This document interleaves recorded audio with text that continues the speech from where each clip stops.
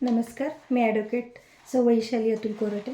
आज आपल्याला housing cooperative सोसायटीमध्ये काही अडचणी आल्यास आपण कायदेशीर कोणत्या कारवाई करू शकतो त्याबद्दल थोडक्यात माहिती सांगणार आहे.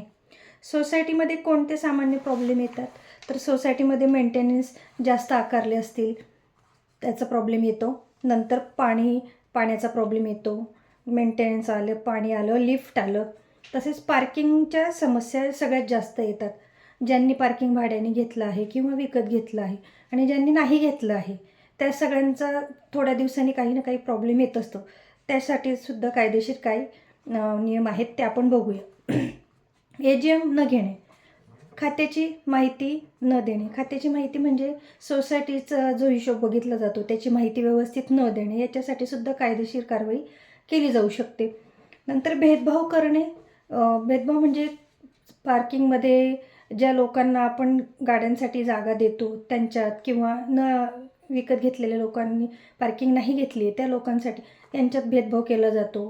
त्यांचे रिलेटिव्ह आलेत किंवा कोणी आलं तर त्यांच्यातही गाडी लावताना भेदभाव केला जातो. त्याबद्दलही आपण बोलू शकतो. त्रास द्यायचा, विनाकारण त्यांना त्रास द्यायचा काही कारणास्तव सोसायटीच्या लोकांना. बेकायदेशीरपणे दंड आकारणे, यात सुद्धा कायदेशीर कारवाई केली जाऊ शकते. सदस्यत्व नाकारणे म्हणजे तो सदस्य असूनही त्याला त्रास देणे किंवा तो सदस्य नाही असं वागणूक देणे, यासाठी सुद्धा कारवाई केली जाते. फ्लॅट ट्रान्सफरचे काम अडवणे, हे सगळे आपल्याला त्याच्यामध्ये येतात विषय. लागू होणारे कायदे, तर लागू होणारे कायदे कोणते? महाराष्ट्र कोऑपरेटिव्ह सोसायटी ॲक्ट 1960 हा सोसायटीसाठी मुख्य कायदा आहे. वार्षिक सभा न घेणे, म्हणजे वार्षिक सभा म्हणजे एकदा तरी त्यांनी ती व्यवस्थित वार्षिक सभा ही घेतली पाहिजे. सेक्शन 75 दरवर्षी AGM घेणे बंधनकारक असते. सेक्शन 75 प्रमाणे दरवर्षी AGM हा घेणे बंधनकारकच आहे. न घेतल्यास उपनिबंधककडे आपण तक्रार करू शकतो.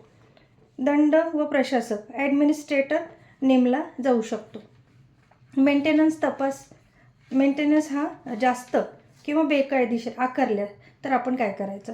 सेक्शन 79A सेक्शन 79A प्रमाणे क्षेत्रफळावर मेंटेनन्स घेता येत नाही. सर्व सदस्यांसाठी सामान्य नियम आहेत. उपनिबंधकाकडे लेखी तक्रार ही देता येते.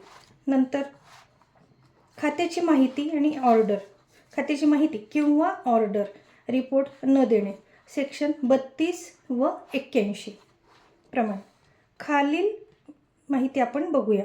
खात्याची माहिती मागण्याचा हक्क सर्वसामान्य तिथल्या फ्लॅटधारकांच्या सदस्यांना आहे.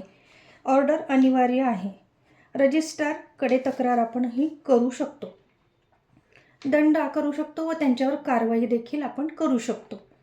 पार्किंगचा प्रॉब्लेम आला, पाण्याचे प्रॉब्लेम आला, लिफ्टचा वाद झाला तर आपण सुप्रीम कोर्टचे जजमेंट हे आहे. पार्किंग ही मालमत्ता नाही. ओपन पार्किंग सर्वांसाठीही आहे. पाण्याचा हक्क समान आहे. कोऑपरेटिव्ह कोर्ट केस करता येते आपल्याला. कोऑपरेटिव्ह कोर्टात आपण केस करू शकतो. नंतर सदस्यत्व नाकारणे किंवा ट्रान्सफर अडवणे, सेक्शन 22 व 23 प्रमाणे. पात्र व्यक्तीला सदस्यत्व देणे हे बंधनकारकच आहे. नाकारल्यास उपनिबंधकाकडे अपील ही आपल्याला करता येते कोऑपरेटिव्ह कोर्टामध्ये. सोसायटी निवडणूक न घेतल्यास सेक्शन 73CB वेळेवर निवडणूक घेणे हे आवश्यक आहे.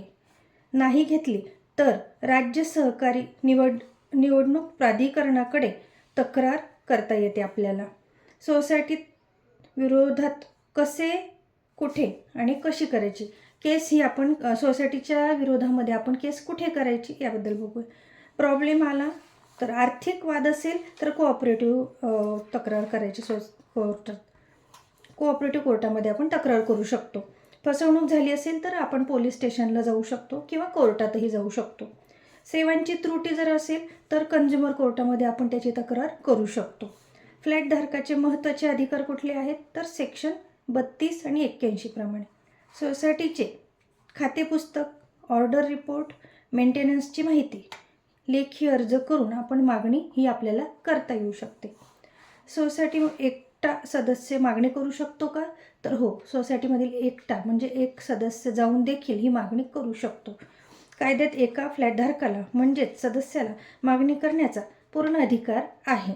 बहुमताची कोणतीही अट नाही की खूप जण गेली पाहिजे मगच आपल्या तिथे मागण्या मान्य होतील किंवा आपण कंप्लेंट करू शकतो असं नाही आहे. तर एक माणूस, एक सदस्य फ्लॅटधारक जाऊन कंप्लेंटही करू शकतो. त्याला पूर्ण अधिकार आहे. आपल्याला ही माहिती कशी वाटली नक्की सांगा. लाईक करा, सबस्क्राईब करा आणि बेल आयकॉनचं बटन प्रेस करा. धन्यवाद.